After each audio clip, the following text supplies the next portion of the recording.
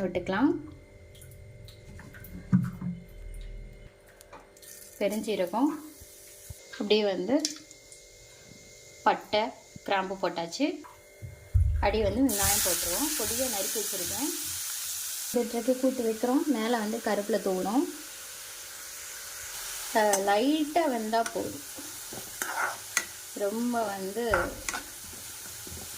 கருக வேண்டாம். வெங்காயம் லைட்டாக எண்ணெய் விட்டோம்னா, சப்பாத்திக்குன்னா எண்ணெய் விடணும், ரொட்டிக்குன்னா எண்ணெய் விட தேவை இருக்காது.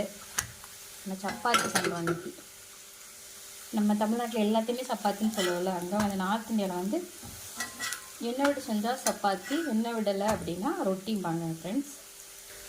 ரொட்டி பார்த்திங்கன்னா எப்போ சப்பாத்தி ஆகும்னு பார்த்துட்ருக்கு. இப்போ பார்த்திங்கன்னா ஒரு இஞ்சி பூண்டு பேஸ்ட் போடுறோம். போட்டு நல்லா வதக்கிடுறோம். இப்போ பார்த்திங்கன்னா பாப்பா வந்து சப்பாத்தி எடுத்துருச்சு. நல்லா சூப்பராக பண்ணிகிட்ருக்கு. பார்த்திங்கன்னா இங்கே நல்லா வந்து இஞ்சி பூண்டு வெந்துருச்சு. இந்த நேரத்தில் நம்ம தக்காளியை போட போகிறோம்.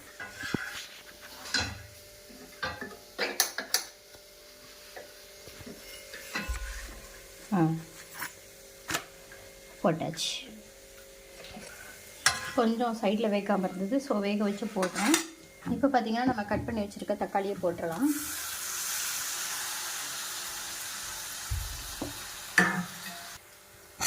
நல்லா வந்து வதக்கிடணும்.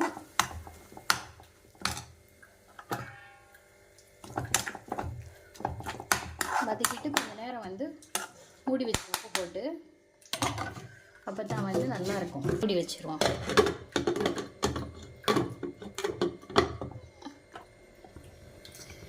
இப்போ நம்ம சப்பாத்தி போட ஆரம்பிச்சிடலாம். இப்போ நம்ம மஷ்ரூமை கழுவிடுவோம். பாருங்களா பெருசு பெருசாக வந்துச்சு. மேலே இருக்கிற அந்த நேற்று தான் வாங்கினேன். நேற்று வாங்கி ஃப்ரிட்ஜில் வச்சுருந்தேன். பாருங்கள் எப்படி இருக்குன்ட்டு. நல்லா பெருசு பெருசாக கொடுத்தாங்க.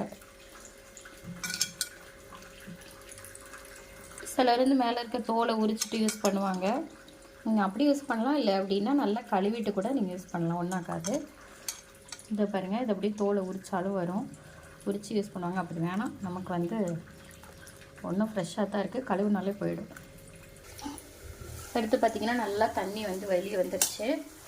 நேரத்தில் மிளகா போட்டுக்கலாம். இப்போ மசாலா சேர்த்துக்கலாம்.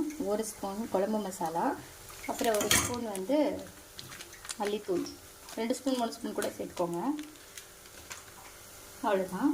நல்லா கிளறி விட்டுருங்க.